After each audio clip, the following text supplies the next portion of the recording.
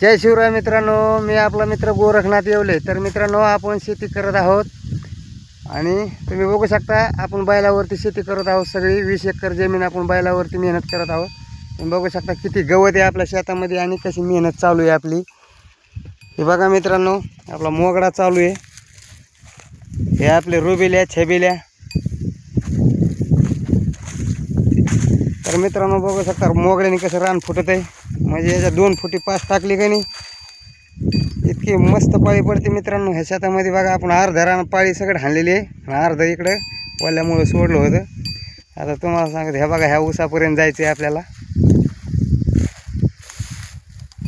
आणि ह्या असा मोगडा टिफन केलेली मित्रांनो आपण लोखंड बघू शकता।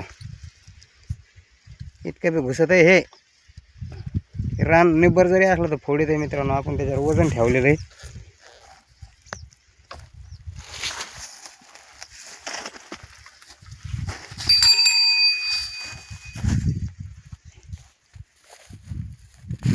हे असं गवत निघत आहे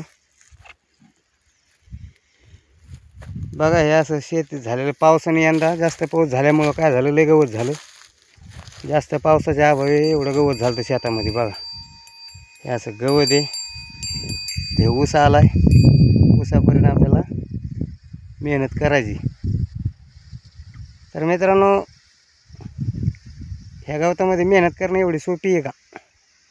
आणि ते बी बैलाद्वारे बघू शकता। लोक म्हणतात ट्रॅक्टर, आता ट्रॅक्टर तर बाया माणसं बी हाणतात आजकाल जमान्यामध्ये, पण हे हत्यार हाणाला माणसाच्या मनगटात बळ लागतंय, बरोबर आहे का? कारण की जे शेती करतात आणि ज्यांनी अनुभवलं आहे त्यांना माहिती आहे। बघू शकता आता आपण उद्या पाळी धरणार आहेत। आजच्याने आपलं मोगडायचं रान फायनल होणार आहे।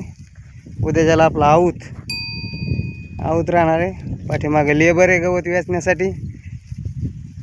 एकदम रानाची मशागत। मित्रांनो, कशी वाटली आपल्या रानाची मेहनत, बैलावरली शेती? आवडल्यास नक्की आपल्या चॅनलला फॉलो करा। धन्यवाद।